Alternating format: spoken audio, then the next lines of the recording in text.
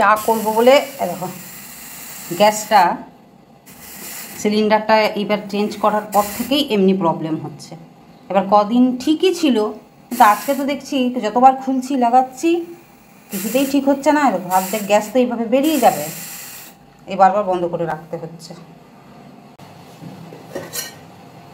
সকালবেলায় সন্ধ্যায় চা করেছে, ছেলের জন্য জল গরম করেছে, আমিও জল গরম করে খেলাম। একটু একটু বেরোচ্ছিল, লাগানোর পর চেঞ্জ করার পর থেকেই এই গ্যাসটা সিলিন্ডারটা দেখছি এরকম প্রবলেম করছে। ওয়াশারটা কেটে গেছে নাকি কে জানে, কিন্তু এখন আমি চা বানাতে গিয়ে তো দেখছি যে কিছুতেই ঠিকই হচ্ছে না।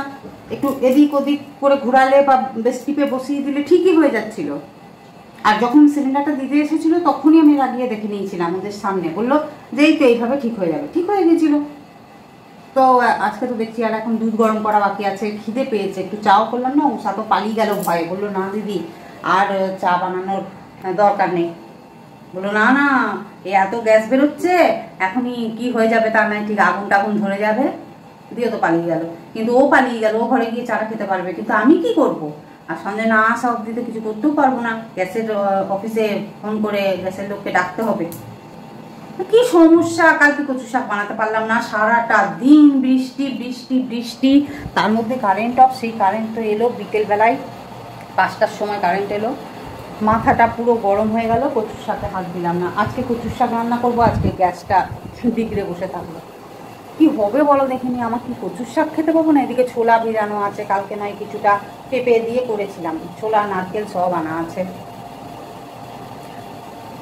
তো চলো, গুড মর্নিং, আরেকটা নতুন দিন আরেকটা নতুন ভিডিও নিয়ে তোমাদের সামনে চলে এলাম। সারাটা দিন দেখতে থাকো আমার কী যাচ্ছে সমস্যা সৃষ্টি হলো, কি জানি সমস্যা কী করে সমাধান হবে জানি না। সঞ্জয়কে ফোন করি, বলি গ্যাসের অফিসে যেন ফোন করে, নাহলে ওদেরকে ফোন করলেই তো আর তাড়াতাড়ি আসবে না, দেরি হবে অনেক। ঘরে আসার পর যদি বলি তাহলে আরও অনেক দেরি হয়ে যাবে। সকাল থেকে জল টল ভরা হয়ে গেছে, কাজ করে দিয়ে গেল, বেচারি একটু চা খেতে পারলো না।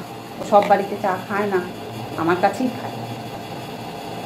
দেখি যদি কোনো রকম টেপাটিপি এদিক ওদিক করে হেলিয়ে দুলিয়ে যদি ঠিক হয়। বারবার খুলছি লাগাচ্ছি, আরও যেন বেশি গ্যাস বেরিয়ে যাচ্ছে, সমস্যা। চলো, আমি সিলিন্ডারটাকে এরকম করে পুরো চেপে গ্যাসটা জ্বালিয়ে দুধটাকে গরম করলাম, দিয়ে কি হয়েছে এখন আর দেখো। সঞ্জয়কে ফোন করলাম, সঞ্জয় বললো গ্যাসের লোক আসছে, আর এখন আর হচ্ছে না।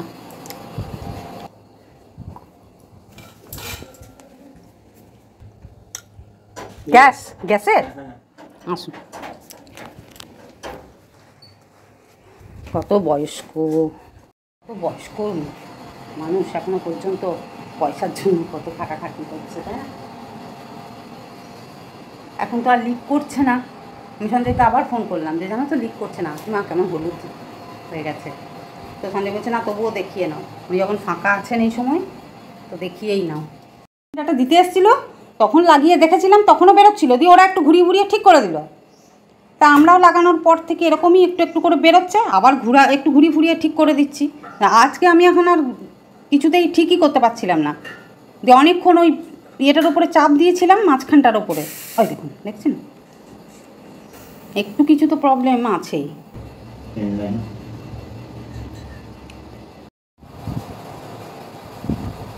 সিলিন্ডারের ওয়াশারটা কেটে গেছিলো, ওটা চেঞ্জ করে দিয়ে গেলেন। আর এত বয়স্ক উনি, আমাদের কাছে আগেও এসেছেন বরাবরই, মানে প্রাইভেট গ্যাসের অফিসে ফোন করলে তো ওরা তো চট করে আসবে না, ওরা এই পথে এলে তবে আসবে, কিন্তু এদেরকে যখনই বলবো তখনই চলে আসবে সাথে সাথে ফ্রি থাকলে।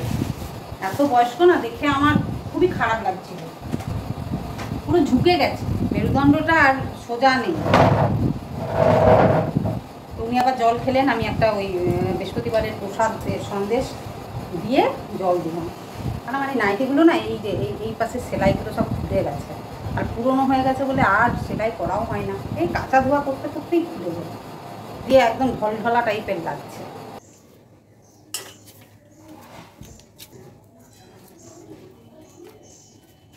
জামা কাপড়গুলো মিললাম, আমার বাসনটা একটা জল দিলাম। এই যে এক একটা উঠো ঝামেলা হয়ে যায় না, দিয়ে কাজের দেরি হয়ে যায়। খারাপ লাগছে, উষাকে একটু চা খাওয়াতে পারলাম না। আর তো কিছু খায় না, একটু চাই খায়।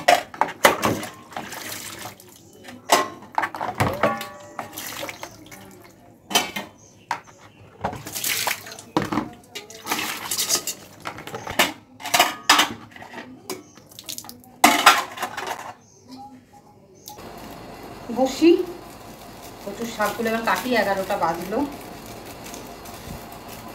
গ্লাভস পরে নেবো, কেননা এমনি কচুর শাক যতক্ষণ ছাড়াবো ততক্ষণ কিছুই হবে না। একটা দিয়েছে, কিন্তু যেই না, দুটোই আছে, যেই জলে হাত দেবো না শাকগুলো ধোয়ার জন্য, তখনই হাতটা ফুটফুট করবে। ও আমার অনেকবার হয়েছে, আমার শিক্ষা হয়ে গেছে। বাবা এত পাতলা এটা না, বুঝতেই পারা যাচ্ছে না কোনটা বুড়ো আঙুল কোনটা কি। অসুবিধা হয় এটা পরে কাটতে, কিন্তু কি করব, জলে যেই হাত দেবো অমনি ফুটফুট করবে। এই কোথায় পালিয়ে গেলি?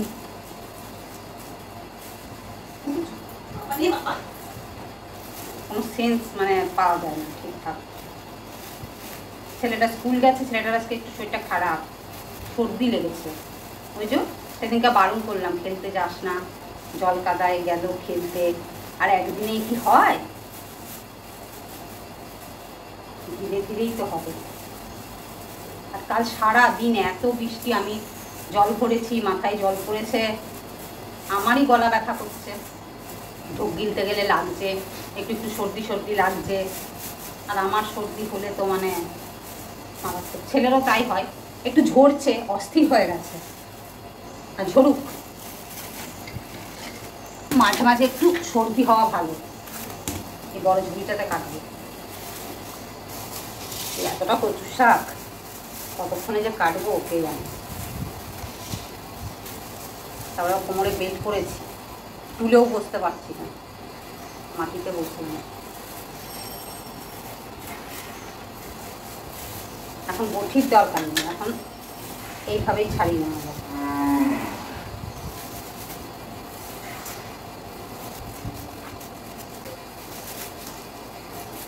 সঞ্জয় ফোন করেছিল, বাজার থেকে কি আনবো। আমি বললাম কিছু আনার দরকার নেই, কচুর শাক করবো, ডিম নিয়ে আসো, একটু ডিমের অমলেট করে দেবো। কচুর শাকের সঙ্গে তো ডালের দরকার নেই, ডাল খেলে আরও গলা ফুটফুট করবে।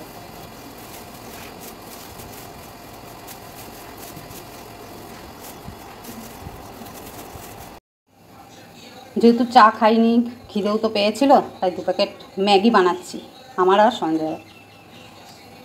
11:30 বাজছে অবশ্য, আর এখনও কচুর শাক তো অনেক দেরি আছে। আমি তো হাফ ছাড়িয়ে উঠে এলাম, এখনও বাকি আছে খোসা ছাড়ানো, তারপরে হচ্ছে ওটাকে কাটতে হবে, তারপরে ওটাকে সেদ্ধ করতে হবে, এখনও অনেক কাজ বাকি।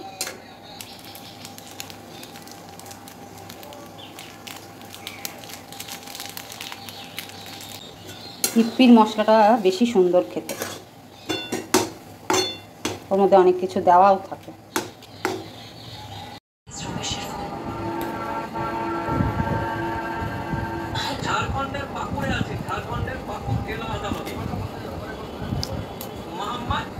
দেখো এতগুলো খোসা বেরিয়েছে, অনেকটা ভিতর ভিতর পচাও ছিল, কিছু কিছু মানে ডাঁট পচে গেছিলো ডাঁটা। আর এই যে 2 ঝুড়ি হয়েছে। এটা রান্না হওয়ার পর কতটুকুনি হবে, এখন আমাকে 2 বারে এটাকে সেদ্ধ করতে হবে। আগে ভালো করে ধুয়ে নিই, একটা হাতে গ্লাভস পরে আছি, আর একটা হাতে গ্লাভস খুলে মানে ফেলে দিলাম। আর কি অস্বস্তি করছে, কিন্তু কিছু তো করার নেই। যদি গ্লাভসটা না নিয়ে করি না, তো সেই জলে হাত দেওয়ার পরে এমনিতে কুটকুট করবে না, কিন্তু যেই জলে হাত দেবো তখন এমন কুটকুটুনি শুরু হবে, ওই লেবু তেঁতুল ওইসব দিয়েও যায় না। আমি আগে ভুক্তভোগী, সেই জন্য গ্লাভসটা পরে নিলাম, তাহলে কোনো অসুবিধা হবে না। দেখো আম আম এখন যতদিন বাজারে থাকবে আমার বাড়িতেও আসবে।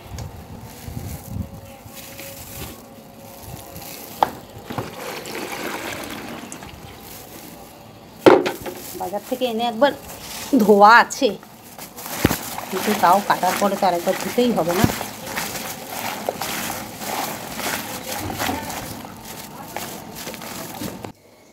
এগুলো ভালো করে কুচলে কুচলে দুবার ধুয়েছি, তারপরে হাতের গ্লাভসটা খুলে দিয়েছি।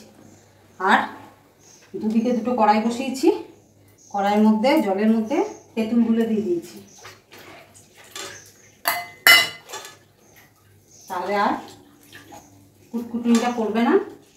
আর তারপরে যদি লাগে একটু স্বাদের জন্য আর কি লেবু নিয়ে নিতে পারি, লেবু নেব।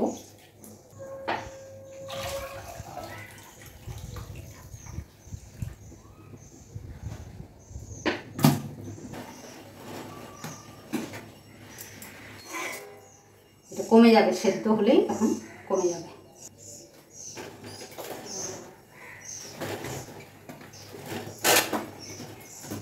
গ্লাভসটা পরেছিলাম ভাগ্যিস, তাই এই কাজগুলো নিশ্চিন্তে করতে পারছি, না তো এখন আমাকে হাতের চুলকুনি উপাচার করতে বসতে হতো, তাতে আরও সময়টা যেত। দেখ খালি পড়ে যাচ্ছিস কেন?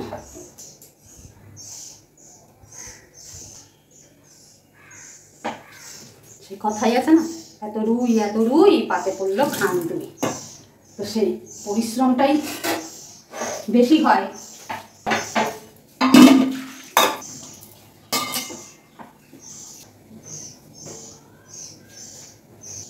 হোক, সেদ্ধ হলেই ওটা কমে যাবে। তারপরে একটা কড়াইয়ের মধ্যে দিয়ে দেবো, এবার দুটো কড়াই থেকেই নিয়ে নেবো। তো এমন জিনিস এই যে যেখানে যেখানে আমার মানে এখন এই যে ধোয়ার সময় যেখানে যেখানে আমার টাচ লাগলো সেইগুলোই এখন চুলকাচ্ছে, আর কাটার সময় যেখানে যেখানে মানে ডাঁটাটা লম্বা হাতে বা পায়ে যেখানে যেখানে টাচ করেছে সেগুলো সব জল পাওয়ার পরে চুলকাচ্ছে, বুঝেছ? চলো এবার নারকেলটা কেটে নিই, ও এর মধ্যে ছোলাটাও দিয়ে দিই, সেদ্ধ হয়ে যাবে।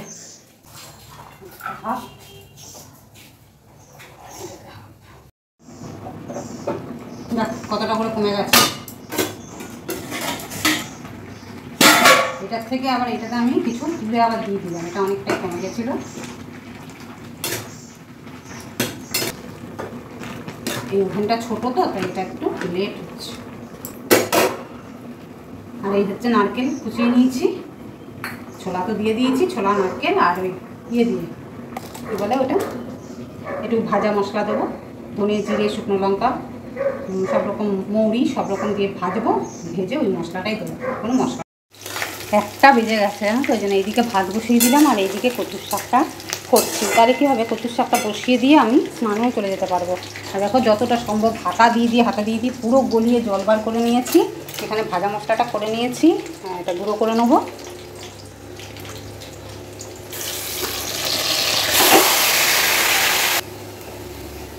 এক হাতে ক্যামেরা এক হাতে কাজ করতে গেলে তো এমনিই হয়। তো আমার গ্যাস একদম এক্ষুনি মুছলাম, আমি তো সর্বক্ষণ মুছি, ওই জন্যই তুলে দিয়ে দিলাম।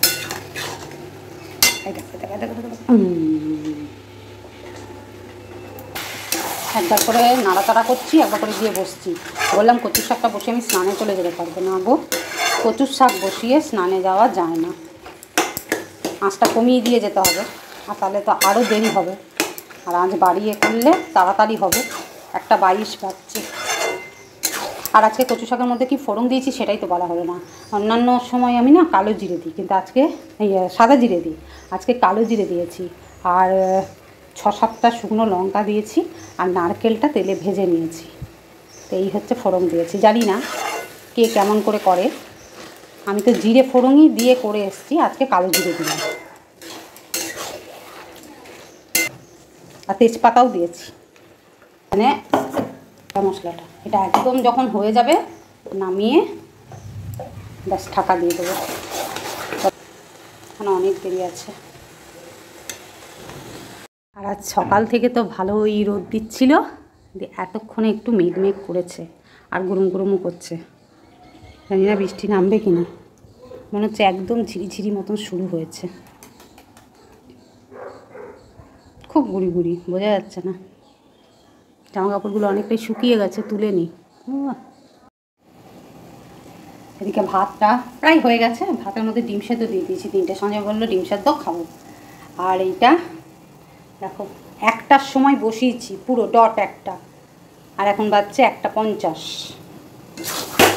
আরও 10 মিনিট এটাকে নাড়াচাড়া করতে হবে, তবেই স্ট্রাকচারটা একদম ঠিকঠাক আসবে।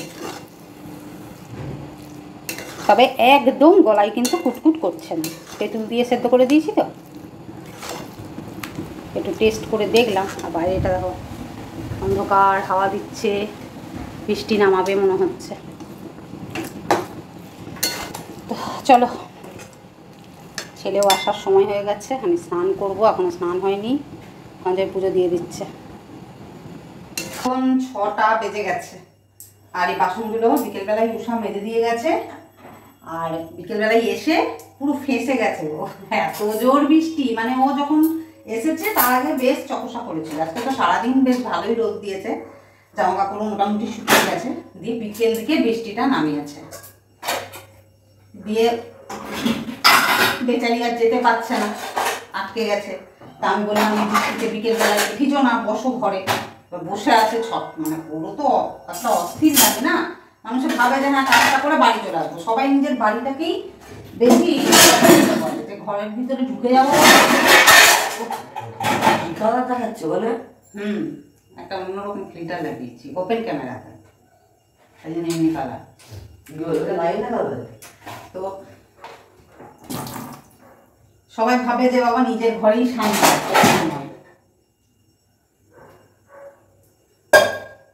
তো আটকে গেছে।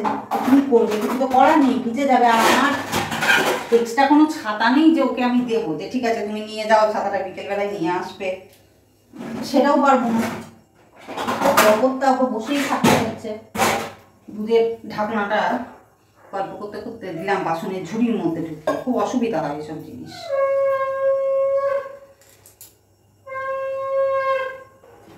ছেলেটার শরীরটা ভালো নেই, সর্দি ভালোই লেগেছে, ম্যাচ ম্যাচ ম্যাচ ম্যাচ করছে।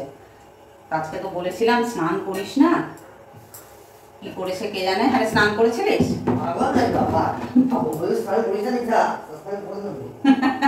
সেই তো, স্নান করতে বললেই ওর অবস্থা খারাপ, আবার বারণ করেছি যে স্নান করিস না, তারপরে ওরা স্নান করবে। বাবা, মাথা ধুয়ে একটু গাটা মুছে নিতে বলেছিলাম, একটু হাতে পায়ে সাবান দিয়ে। স্নান না করলেও তো এত এই সারাদিন ধরে স্কুল যায়, গায়ে ঘাম হয়, সর্দি টর্দি হলে বেশি ঘাম হয় না, একটা গন্ধ বেরোয়। সর্দি হলে কথাতেই আছে যে সর্দি হলে নাবা, আর ওইটা হলে খাবা, কথাতেই আছে। এবার যদি সর্দিতে কেউ না স্নান করে তাহলে সর্দি আরো বসে যাবে। সকালবেলায় তেলগুলো এনেছে, সারাদিন ধরে ঢালারও সময় পায়নি। ভাতের জল বসিয়ে দিয়েছি, ফুটেও গেছে, ভাতটা গরম করে নেবো। ডাল আছে, ডালটা গরম করব। আর ওবেলায় তো কচুর শাক সবটাই খেয়ে নিয়েছি, উষাকে একটু দিলাম বিকেলবেলায়, বললাম তুমি খাবে রাত্রেবেলায়? বললো হ্যাঁ আমি খাবো রাত্রেবেলায়। তো ওকে এরকম এক বাটি দিলাম, আর আমাদের ওপরে এক বাটি দিয়ে এসেছি। আমি ওকে কচু শাক দিয়ে এসেছি, ও আবার আমাকে মোচা দিয়ে গেল ওপরে। তো মোচাটা আর দিনের বেলায় খেলাম না, রেখে দিলাম যে রাতে হয়ে যাবে। আর একটু আলু সেদ্ধ দিয়ে দেবো। আর বিকেলের বৃষ্টিতে ওই এক্সস্টটার ওখান থেকে, মানে জলের ঝাঁকটা মনে হয় এদিকে ছিল, আমি হঠাৎ দেখছি উষার চা বানাতে গিয়ে পুরো এখানে জল পড়ছে। এখন ছটফট ছটফট করে কোথায় জলের আওয়াজ হচ্ছে বুঝতে পারছি না। তারপর দেখছি বাবা এক্সস্টের ওইখানটার থেকে পুরো এখানে জল পড়ছে, একদম এই অবধি গড়িয়ে জল চলে এসেছিলো। ভাগ্যের সামনে ছিলাম, কোনোদিন দেখিনি আমি এর আগে। আর এখানে একটু আলু ভাজা বসালাম। আমার আবার এই দুদিন একটু আর আলু সেদ্ধ দিতে ইচ্ছা করছে না, একটু কষ্ট করে আলু কেটে আলু ভাজাই বানাচ্ছি। আর এবং সেটা একটু বেশ তেলে ছেঁকেই আর কি করছি, কালকেও করেছিলাম এমনি। তো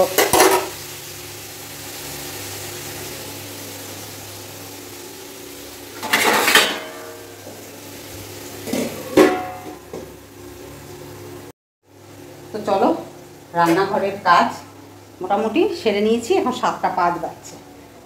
তাড়াতাড়ি করে সেরে বসে থাকবো, আমার ভালো লাগে না যে ওই রাত অবধি। হ্যাঁ কখনো সখনো মানে করতে হয় রাত অবধি, রাত মানে 8:30 9টা, খুব বেশি হলে 9টার সময়তে গিয়ে সব কিছু, মানে এই গরম করার, শুধু যদি গরম করার কিছু যদি বানানোর না থাকে, ঠাকুর ঘরের লাইট অফ করে দিই।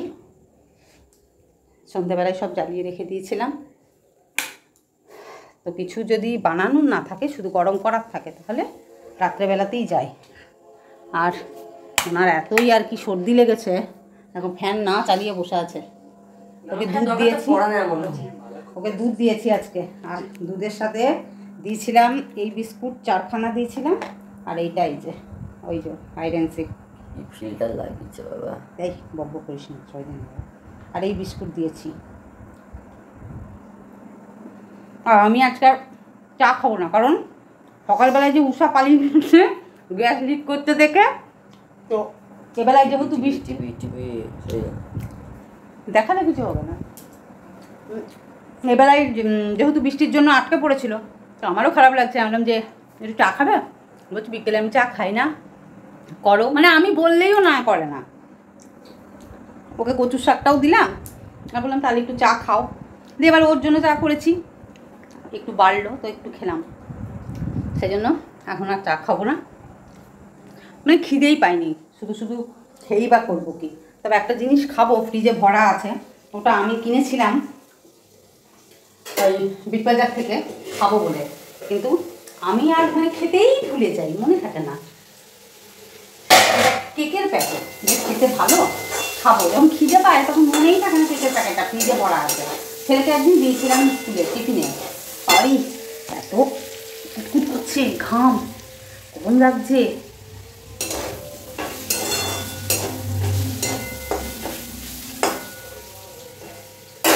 কথা বলতে বলতে আলু ভাজাও প্রায় হয়ে এলো।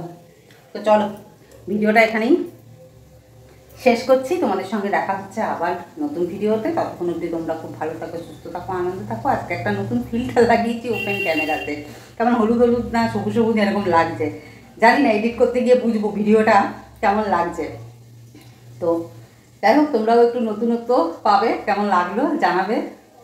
দেখতে ভালো লাগছে, তাহলে যদি ভালো লাগে তাহলে ফিল্টারটা রাখবো, আর যদি না লাগে তাহলে আবার চেঞ্জ করে দেবো, নর্মাল করে দেবো।